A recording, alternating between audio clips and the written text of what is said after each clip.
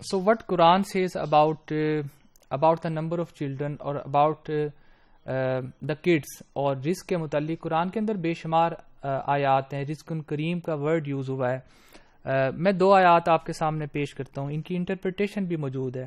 ان میں سے جو پہلی آیت ہے وہ سورۃ انعام کی ہے, اور اس کے اندر پوری آیت میں نے نہیں لکھی, اس کا ترجمہ لکھا ہے کہ وَلَا تَقْتُلُوا أَوْلَادَكُم مِّنْ إِمْلَاقٍ Do not kill your children because of poverty.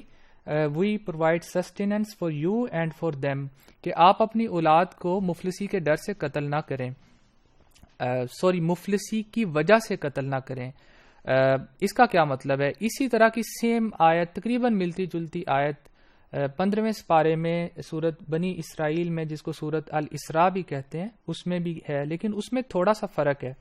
اس میں ولا تقتلوا اولادکم خشیۃ املاق کا ورڈ یوز ہوا ہے, من املاق کا ورڈ یوز نہیں ہوا. خشیت کہتے ہیں ڈر اور خوف یا خدشے کی بنیاد پہ, اس کو ہم کہتے ہیں خشیت.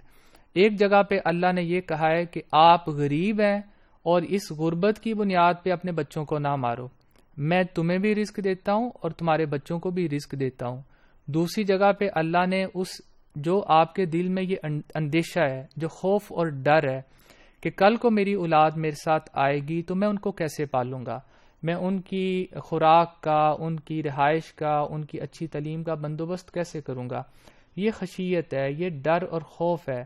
اللہ نے یہ دونوں دروازے بند کیے ہیں کہ وَلَا تَقْتُلُوا أَوْلَادَكُم مِّنْ إِمْلَاقٍ If you are poor still you should not kill your children.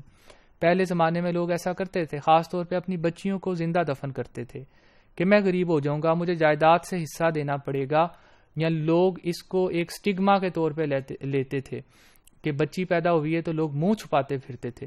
اور دوسری چیز یہ کہ اولاد کو پیدا ہی نہ ہونے دینا, جیسے ایبورشن ہے, جیسے چائنا میں, جیسے بہت سے ممالک میں بچوں کو پیدا ہونے سے پہلے ہی اس کو بوجھ سمجھا جاتا ہے.